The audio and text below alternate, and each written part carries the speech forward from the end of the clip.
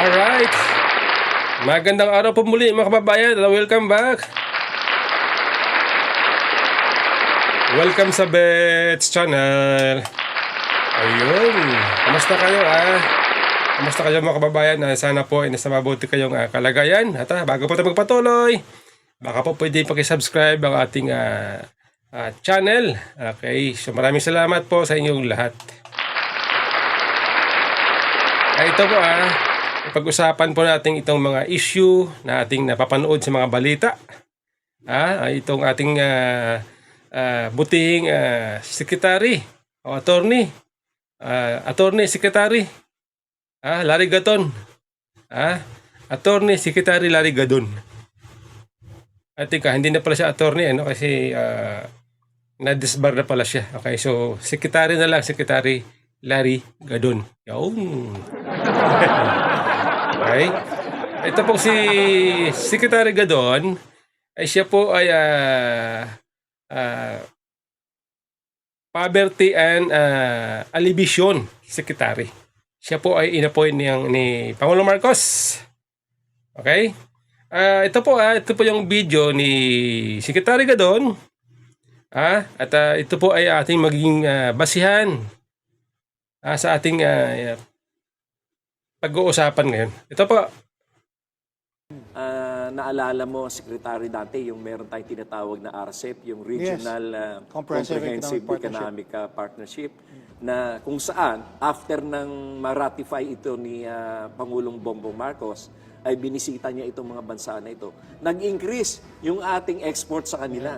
In fact, sa Malaysia mismo, 37% yung increase nila. Napakalaki, biglang nag-jump. Mismo ang Vietnam, na hindi naman natin traditionally trading partner, nag-increase sila ng 17% last year. Wow. At yung ibang bansa ay dati na meron, pero nag-increase pa rin.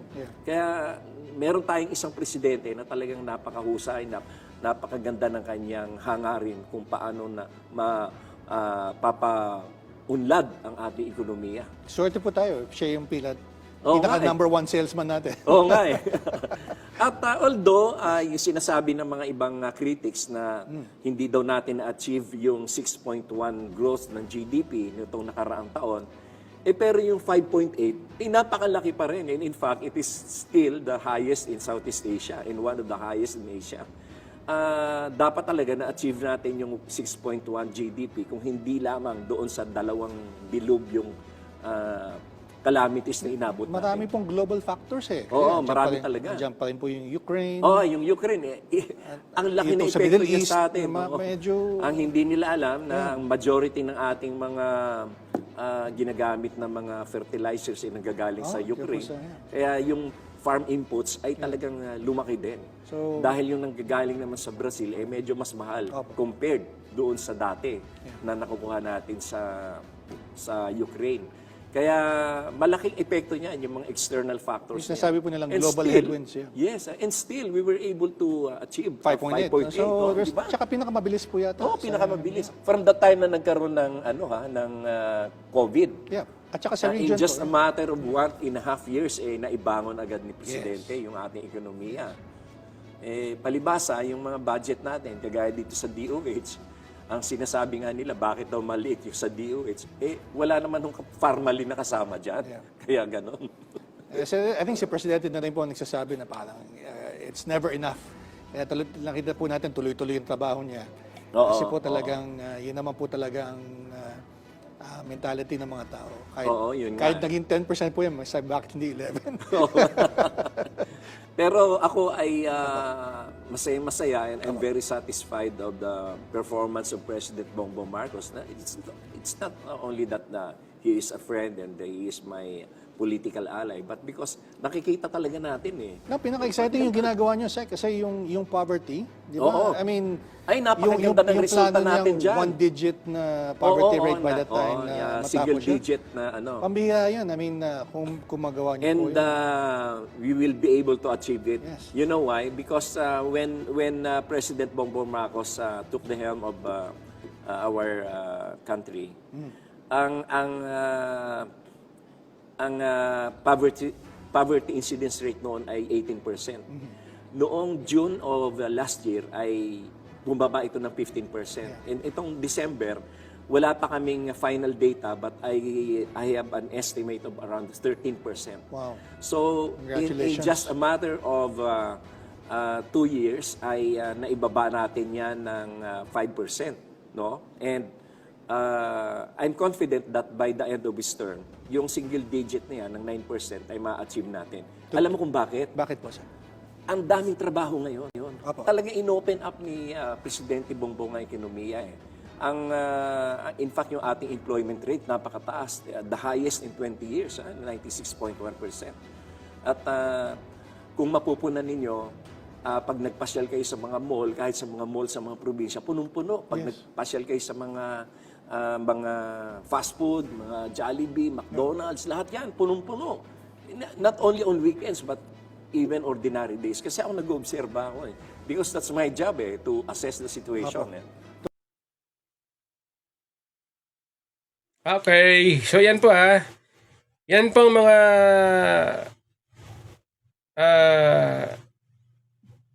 binida. Okay? Yan po ang mga ibinida nitong si Secretary Gadon. Okay? Binanggit niya binanggit po niya itong GDP. Okay? Ang target nilang GDP ay 6.1 kaso ang na-achieve ay 5.8. Okay, pag sinabi kasing GDP, at ika pala ang dahilan daw pala kaya hindi na-achieve yung 6.1 ay dahil sa dalawang dilubyo na nagdaan. Ano ba yung dilubyo na yon? Yung mga pagbaha. Yung bumaha nitong huli. Sabi na yung Bicol, Batangas, yung ibang part ng Cavite, Metro Manila, yung mga bina. So, sa tingin nyo ba mga kababayan, yung mga pagbaha na ba yun ba ay may malaking epekto para sa ating GDP? Okay. Yan ang tanong natin. Palibasa, wala tayo sa posisyon, no? Wala tayo sa posisyon para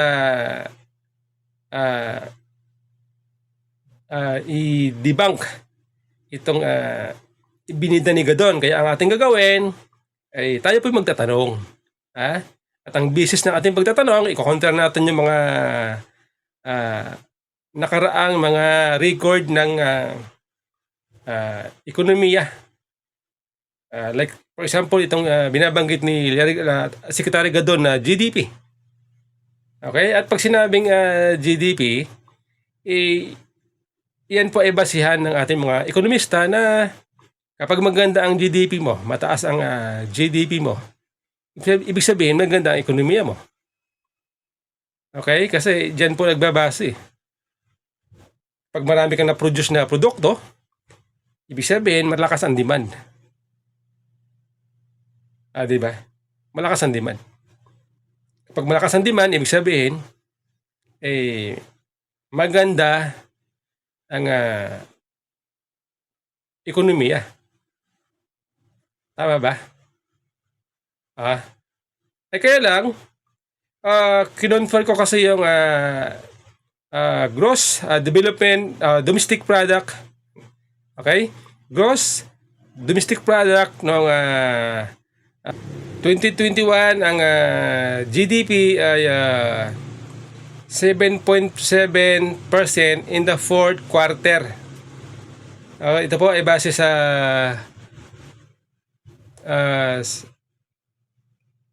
policy brief. Okay? Yan po ang report. 7.7% gross domestic product. So, mas mataas ang GDP noong 2021, noong panahon pa ni PRRD. Kumpara ngayon, 2024, sa panahon ni Bongbong Marcos. 2022, hanapin natin GDP. Okay, ano ba to? Ito nakalagay the Philippine economic grow by 7.2% in the fourth quarter of 2022, which was the fastest growth among major emerging economies in the region. This growth was driven by strong domestic demand, including household consumption and investment. The main contributors to the growth were wholesale, financial insurance, financial activities. Ilan lang po yan sa mga nabanggit na contributor para sa ekonomiya noong 2022. So maganda-ganda noong previous years, 2021 at 2022. Mas mataas pa ang GDP. Kaya, sa ating palagay, mas maganda noon ang ekonomiya noong 2022. Okay? Kung pagbabasihan itong mga datos na galing sa iba't ibang eksperto. Ngayon, ito pa, ibinida rin po ni Secretary Gadon itong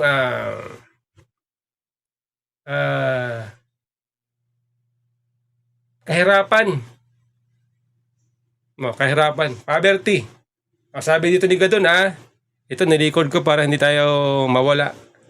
Sabi ni Gadon, napakaganda daw ang resulta ng poverty in just a matter of 2 years.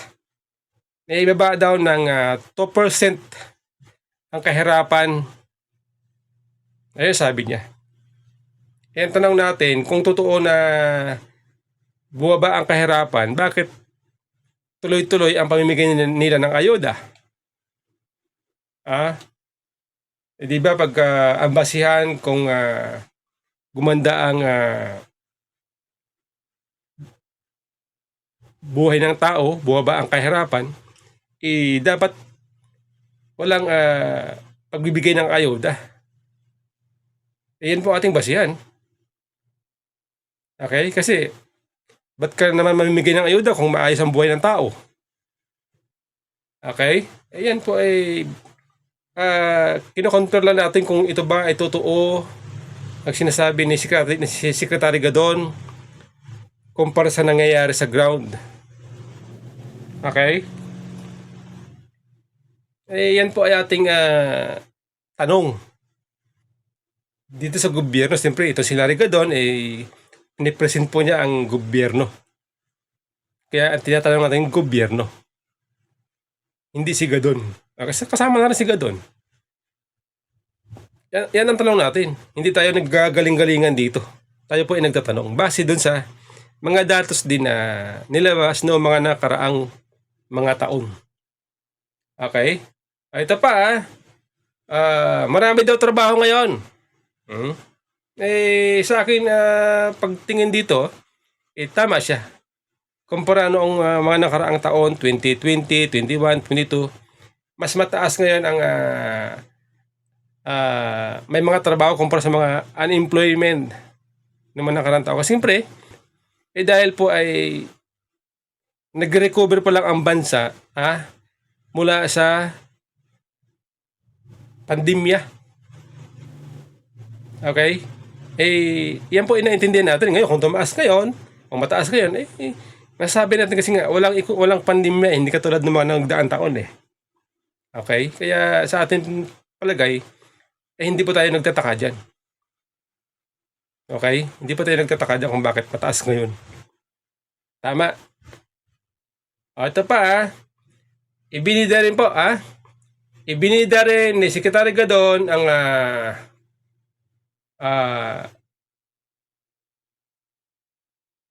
ano ba to?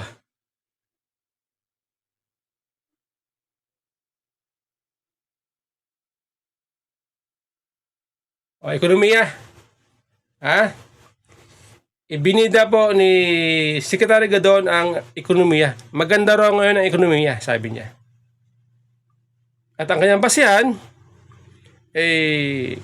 siya daw po ay nag-iikot sa mga mall, sa mga fast food, at napansin niya, napakaraming tao. Punong-puno. Punong-puno. Ang mall. maging ang mga fast food, punong-puno. McDonald's, Jollibee, yung sinasabi ni Secretary Gadon, base dyan sa kanyang programa, sa kanyang video. Kaya ang tanong natin, kapag ba ang isang tao ay pumunta ng mall, pwede na bang basihan na siya ay maganda ang kanyang buhay? Kapag ba ang isang tao ay pumunta sa fast food, kumain, pwede na ba nating sabihin o basihan na ito pang pagpunta niya sa mall, maganda na ang kanyang buhay? Ang tanong natin. Tayo po hindi nagagaling-galingan. Siyempre, tayo po wala sa posisyon. Kaya lang, kung ang pagbabasihan mo lang naman dami ng tao sa mall, dami ng tao sa fast food, sa tingin ko, may problema. Kasi, ito pong Bangko Sentral ng Pilipinas, naglabas po sila ng mga reports. Katulad po nito sabi dito sa kanilang title na kanilang inilabas presyo ng mga duplex at condominium units bumaba, BSP. Okay? Ito po yung mga sinasabi nilang dahilan mayroong 6.626 na kabuang bagong housing unit na duplex ang naibenta sa third quarter ng 2024, habang ang presyo ng mga condominiums ay bumaba ng 9.4% na sa 0.5.6 sa third quarter ng taong mula sa 6.9% parehas ng fourth quarter noong nakaraang taon. Okay? So bumaba ang presyo ng mga condominium unit at mga duplex housing. Pag sinabing condominium unit, yan po matatagpuan sa mga high-rise building. Okay? At ang mga duplex naman, yan po yung mga matatagpuan natin sa mga subdivision. Okay? Ngayon, kung bumaba po ang presyo ng mga ang bintahan, presyo ng mga sinasabing units ng pabahay, condominium at duplex, ano po ibig sabihin? Okay? Ano po ibig sabihin yan? Kung bumaba, ibig sabihin po, mababa ang demand. Okay? Mababa ang demand. Walang bumibili. O mahina ang bumibili, kukunti ang bumibili. Yun po ibig sabihin yan Yun po ang indication yan. Kasi, kung malakas ang demand, kung ang tao ay maraming pera, maganda ang buhay, bibili po yan ng ari-arian. At kapag ang tao may pera, bibili ng ari-arian, ibig sabihin, tataas yung demand. Magmamahal yung presyo. Bumaba See, ito po galing sa BSP. Ako halimbawa, isang mamamayan, para sa akin, number one po para sa akin, priority, lifetime investment ko ay bahay. Di bali wala kang kotse, basta may bahay ka. Kasi ang bahay po ay lifetime investment. Di ba? Yan po ang ating business. Yan po ang ating basihan kung bakit parang tayo po ay nag-aalangan dito sa mga sinasabi ni Secretary Gadon. Nakatotoo ba na maunlad? Magandang buhay ng tao? Yan po. Kaya parang hindi nagtutugma. Okay? Sa mga nagbibinta ng mga sasakyan. Ang ginagawa nila, kung mahina ang sales, nag-o-offer sila ng mga promo. Andyan yung 0 down payment. Para lang makabenta. Ibig sabihin, mahina ang demand pagka ganun. Para ka makabenta, It's either ibaba mo ang presyo or magsisiro down payment ka para ma-afford ng tao. Diba? Ayan po. Ang basihan natin, mismong report ng ahensya ng gobyerno. Ang basihan ni Larry Gadon, ang dami ng tao sa mall. Naloko na. Secretary Gadon, sir, ako po, hindi po ako nagagaling-galingan. Tayo po kahit paano nagsusuri para malaman natin kung yung inyo bang sinasabi ay nagtutugma sa mga sinasabi naman ng mga ahensya ng gobyerno. Katulad ng BSP. Sekretary, inulit mo naman yung, di ba dati nabanggit mo na yan? Diba, dati nasabi mo, basihan mo kaya ang buhay ng tao ay maganda, maunlad. Dami ng tao sa mall, traffic sa kalsada, maraming bagong sasakyan, punong-puno ang ng tao ang fast food. Ayan dati mga binabasihan ni yan dati mga binabanggit ni Secretary Gadon. Ngayon po inulit niya, kaya lang medyo may kulang na wala yung mga bagong sasakyan. Mall na lang saka fast food. Nawala na rin po yung traffic. Ayan po yung mga basihan ni Larry Gadon. Sa makatuwid, parang ano niya lang, haka-haka niya lang. Kasi ako po, para sa akin, hindi ba ako naniniwala na ang business o ang basihan ng maunlad na buhay ay ang dami ng tao sa mall. Kasi hindi naman lahat na pupunta ng mall, bumibili. Iba dyan, pasal-pasal lang, palamig. Tingin-tingin. Isa na ako dyan.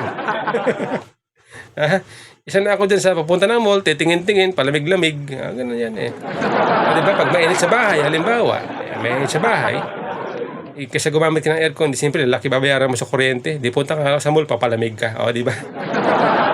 Ayos, diba? Kayo mga kababayan, yun ba ginagawa nyo rin? Ginagawa nyo ba yung sinasabi ko? Para makatipid ka sa kuryente dahil mahal ang kuryente. Punta ka sa mall para palamig ka dun. Kain-kain ka lang konti, bili-bili ka lang. Tapos na, papahinga ka dun, pupo-upo ka dun.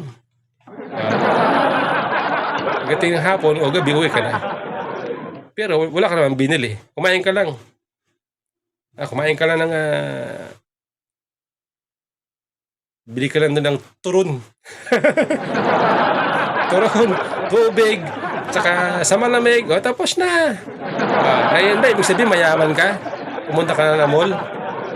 Sa tingin ko, mukhang sablay. Sablay si Secretary Gadon. Ako ginagawa ko yan Kaya ako nasabi kasi nga ginagawa ko yan. Hindi ibig sabihin na pumunta ka ng mall, mayaman ka.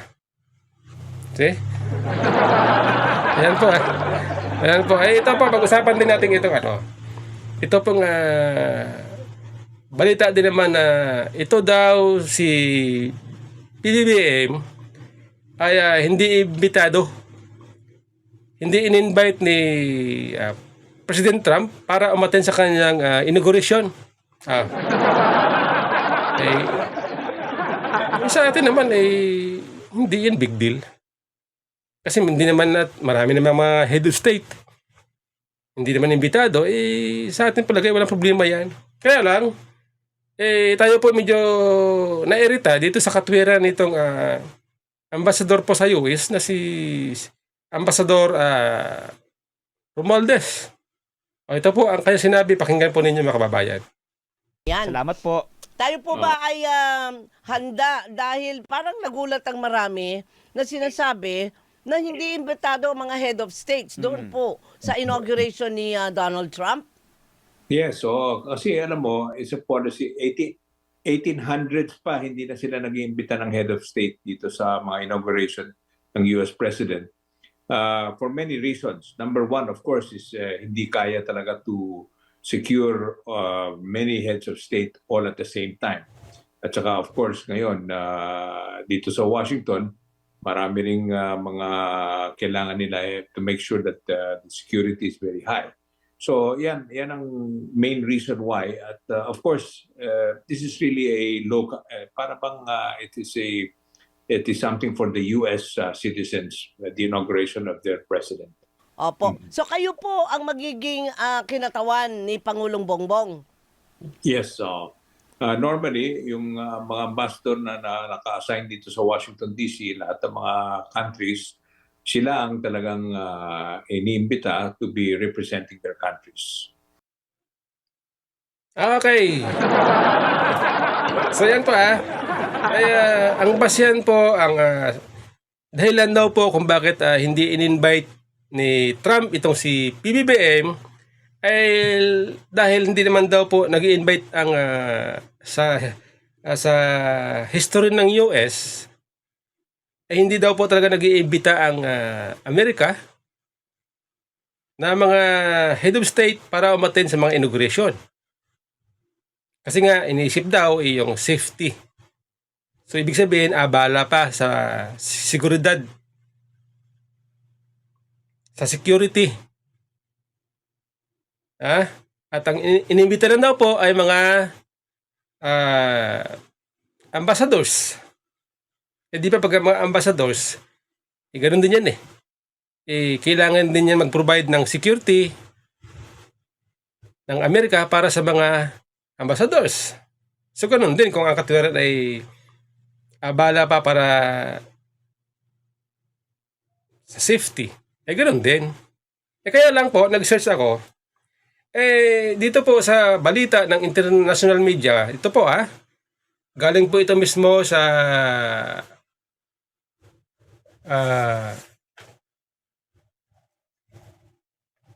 Fox News. Fox News. Ito po ay pagmayari ng mga Amerikano. Fox News. Trump invites Xi Jinping to attend his inauguration. So nag-invite pala. Hindi pala totoo sinasabi nito si Romualdez na ang Amerika ay ang mga Amerikano, mga katulad ni Trump na isang head of state, ay hindi nag-iimbita ng mga iba't ibang head of state ng ibang bansa. Dito po sa Fox News, Xi Jinping in-invite ni Trump. Bagamat, sabi naman ng Economic Times, si Xi Jinping hindi po pupunta. In-snub daw po niya itong imbitasyon ni Trump. At siya daw po ay magpapadala na ng mga highly delegates para umatin sa inauguration ni Trump. At ito pa, sabi po dito sa US Today, ito po pagmamayari din ng mga Amerikano. Published December 16, 2024. Sabi dito Trump invites Ukrainian President Zelensky to attend his inauguration. O yan. Mula din sa US Today, presidente ng Ukraine, si Volodymyr Zelensky, in-invite din ni Trump. Diba? Ito pa. Galing naman sa Buenos Aires. Trump extend his invitation to Mili. Mili. Ano ba to? Mili ay Prime Minister ba to o Presidente ng Argentina? Okay? Trump extend his invitation to Mili to attend his inauguration. Ayan. Yan po ang katunayan na hindi po totoo ang sinasabi ng ambasador na hindi nag-iimbita ang head of state ng Amerika kapag may inauguration. Ito po katibayan alam po ninyo, sa atin naman po hindi po natin masasabi natin na walang issue dyan kung hindi man in-invite ni Trump si PBBM. Walang issue. Ang issue dito ay para bang lumalabas na sinungaling itong ambasador. Kung ang pagbabasyan ay yung mga sinabi niya. Ano ba ibig sabihin? Gusto ba niyang itago sa mga Pilipino? Ayaw niya mapahiya sa mga Pilipino? Na baka sabihin ng mga Pilipino, takot ba siya? Baka sabihin ng mga Pilipino, ay si BBM hindi in-invite ni Trump. Ayaw ni Trump kay BBM. Yun ba ibig sabihin nun? Ako po hindi big deal sa akin yun eh. Mas issue sa akin yung pagsisinungaling ni Ambassador Romualdez. Pati tuloy ang mga tagahanga, taga-suporta ni PBBM, napaniwala niya tulad nito, yung isang vlogger. Pakinggan po ninyo ang sinabi ng vlogger. Magandang araw Pilipinas, sa mga ka-coffee natin na nakatutok po sa atin ay haratsada na po ng mga balita. Si Pangulong Bongbong Marcos sabay ginagawa nila ng issue. Nako, kayo mga DDS kapulaan lang ng PBBM, pagtutuunan ninyo ng pansin. Hindi raw kasi inimbitahan itong si PBBM sa inaugurasyon ni Donald Trump, ang bago pong presidente ng Estados Unidos. So parang pinapalabas nila, hindi importante si Marcos, hindi siya inimbitahan ni Donald Trump. Diba? Kasi si Donald Trump close kay Duterte, kay Digong. Kaya si Marcos hindi inimbitahan sa inaugurasyon ni Trump sa January 20 ata yan, ka-coffee. Hoy! Itigil niyo yung fake news nyo. Dahil bawat inaugurasyon for the longest time, inaugurasyon ng presidente ng Estados Unidos, hindi talaga nila iniimbitahan ang heads of states, ka-coffee. Hindi talaga nila iniimbitahan yan. Kundi mga ambassador. Ayan. Dahil po sa sinabi ni Ambassador Romualdez, patuloy-tuloy yung ordinaryong tao na taga-suporta ni BBM naniwala sa kanya.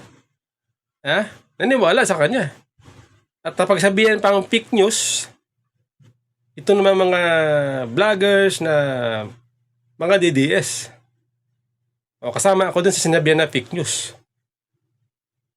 Kaya lang, siyempre dahil nga tayo po ay nagsisearch, napatunayan natin sila pala ay fake news. Okay? Sila pala gumagawa ng fake news. Alam po ninyo, ang masasabi ko lang ay, ako kasi hindi ako yung tipo ng tao na mahilig manglait, mahilig mambuli. Ako po, ma-advise ko, mas maganda mag-search kayo. Para yung mga tao, mga sumusunod sa inyo, mga followers ninyo, ay hindi po sila maligaw. Okay? Katulad po niyan, kung hindi po tayo nag-search, baka tayo po ay maligaw din, mapapaniwala din na ganun nga. Okay? Sana po maging totoo tayo. Against ka man o hindi, taga-suporta ka man ng BBM, kritiko ka man ng BBM, dapat magsabi ka ng totoo. Di ba ba? Ganun dapat.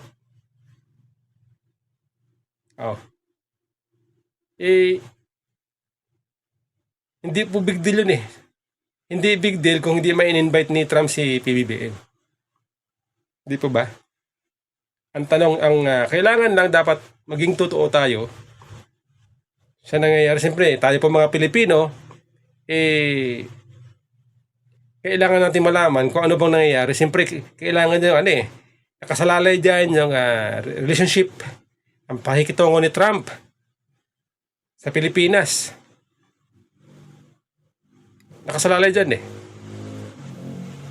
di ba? Dapat walang tinatago ang gobyerno sa mga mamamayan Pilipino. Ganoon dapat. Hindi kailangan magsinungaling. Tayo po mas maunawaan natin kung ang ating gobyerno ay nagsasabi ng totoo. Okay? Mas nagagalit tayo kapag ating gobyerno ay nagsisinungaling sa tao. Diba? Kahit sino ba naman kahit kapatid mo, anak mo, asawa mo, pag nagsisinungaling sa'yo, maiinis ka, magagalit ka. Hindi lalo na ang gobyerno. Di po ba?